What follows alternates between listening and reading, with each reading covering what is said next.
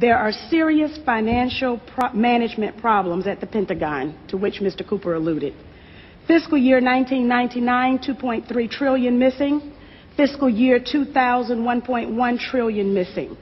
And DOD is the #1 reason why the government can't balance its checkbook. The Pentagon has claimed year after year that the reason it can't account for the money is because its computers don't communicate with each other. My second question, Mr. Secretary, is who has the contracts today to make those systems communicate with each other? How long have they had those contracts? And how much have the taxpayers paid for them? Finally, Mr. Secretary, after the last hearing, I thought that my office was promised a written response to my question regarding the 4 war games on September 11th.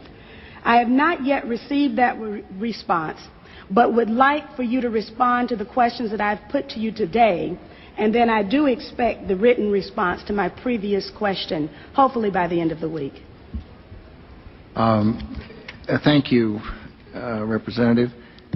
First, the answer to your first question is no, absolutely not. The policy of the United States government is clear, unambiguous, and opposed to the activities that you described. The second question. Well, how do you explain the fact that DynCorp and its successor companies have received and continue to receive government contracts?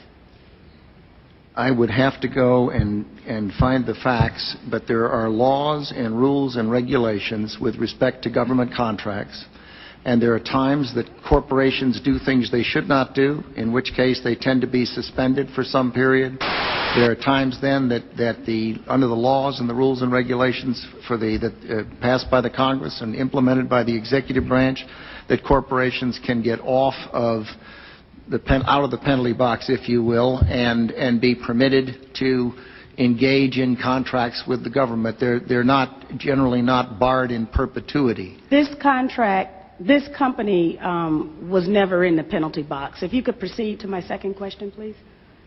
The second question.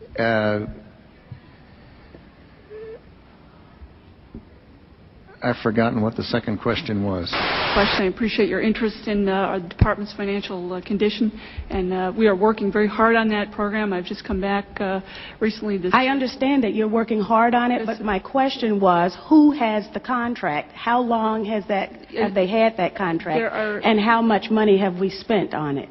In general, we spend about $20 billion in the Department on Information Technology Systems. The accounting systems are part of that. I can get you the exact number for the record of what we spend on our current, what we call legacy systems, and those that we're moving toward. And who has the contracts? That would be a multitude of individuals. Could you name some, please? Well, I think off the top of my head, well, I would rather not. I'd rather provide that for the record. That's not privileged information, is it? I'm sure it's not. Well, please. And we still have time, so please. I would be glad to provide for the record. I don't want to talk from the top of my head and be incorrect. On your first question, I'm advised by Dr. Chu that it was not the corporation that was engaged in the activities you characterized, but I'm told it was an employee of the corporation, and it was some years ago in the Balkans that took place. It's my understanding that it continues to take place, and is that right? Yes. Well, if you can give me information to that effect, I'm sure you are interested in all of the information that I have, and I'll be more than happy to provide it to you. Good, thank you. But I would also like to get information from you. Okay. For example, the information that I just requested about who has those contracts. Now, I would like to have the answer in writing as well, as I thought my office was promised. Okay, I don't know about the promise, Congresswoman, but could you repeat the question to make sure I'm answering the right question? This is 9/11 question.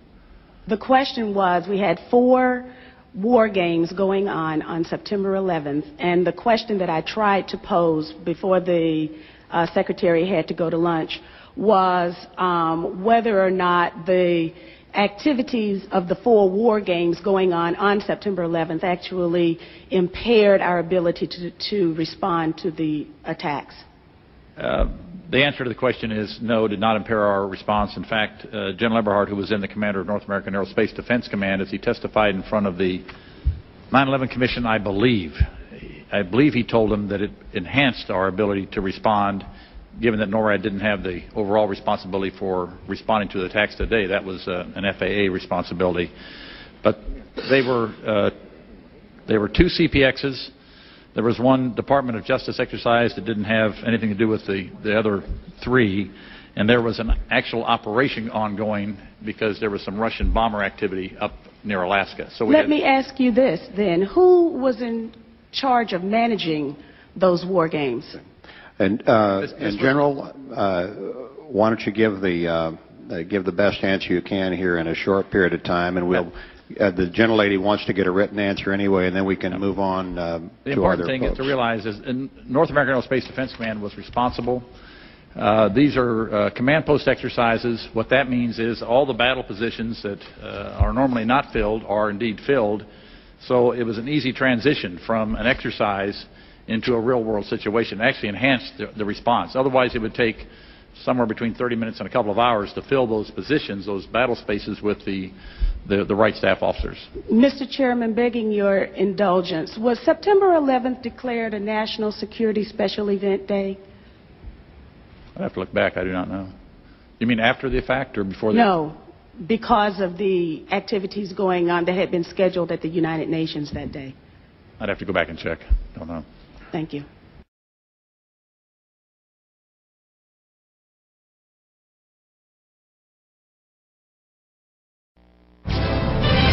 26 minutes after the hour, continuing our breaking news coverage of the crisis in the Middle East. And earlier this morning, we told you about a 66-foot pleasure boat, the Dignity, which had been trying to deliver medical supplies, urgently needed medical supplies, to Gaza City. That boat, while, according to our CNN reporter Carl Penhall, who was on it at the time, was in international waters, was rammed by an Israeli patrol boat. And there you see the boat itself had to make way back to Tyre in Lebanon as it was taking on water. Also on board that craft was former Georgia Congresswoman, former presidential candidate Cynthia McKinney, and she joins us now via the internet from Tyre in Lebanon. And Congresswoman McKinney, can you tell us what happened? We had our Carl Penhall saying that you were in international waters, clearly in international waters, when accosted by and confronted by these Israeli patrol boats. Well, I wouldn't call it accosting. I would call it ramming. Let's just call it as it is. Our boat was rammed 3 times, twice in the front and 1 on the side. But let me also state for the record that what we experienced earlier today pales in comparison to what the people of Gaza are experiencing right now as we do this interview. Right, but our mission was a peaceful mission to deliver medical supplies, and our mission was thwarted by the Israelis, the aggressiveness of the Israeli military. Now, one of the things that I would like to ask President-elect Obama is to say something, please, about the humanitarian crisis that is being experienced right now by the people of Gaza. I would like to ask my former colleagues in the United States Congress to stop sending weapons of mass destruction around the world, as we are about to celebrate Dr. Martin Luther King Jr.'s birthday. Let us remember what he said. He said that the United States was the greatest purveyor of violence on the planet. And guess what? We experienced a little bit of that violence because the weapons that are being used by Israel are weapons that have been supplied by the United States government. Congresswoman McKinney, if I could you describe what happened? Was there any warning given by the Israeli patrol boats? We're hearing some reports out of Israel that they were trying to stop you from coming into Israeli waters, and that the Dignity, the captain of the Dignity, tried to maneuver around the boat, and that's when the collision occurred. As you can see, I'm standing beside a pleasure boat. What the Israelis are saying is outright disinformation. But I recall that there was another boat that was attacked by Israelis, and it was the USS Liberty. And people would like to forget about the USS Liberty, but I haven't forgotten about it, and the people who were on that ship have not forgotten about what happened to them.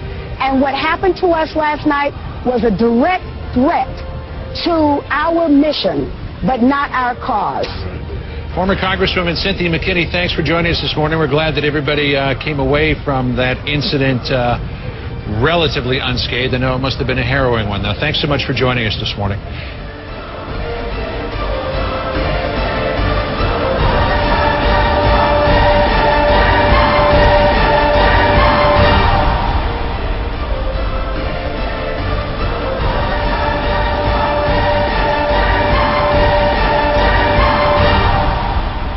We always kill those good guys who try and tell us that. You ever notice that? And let the demons run amok?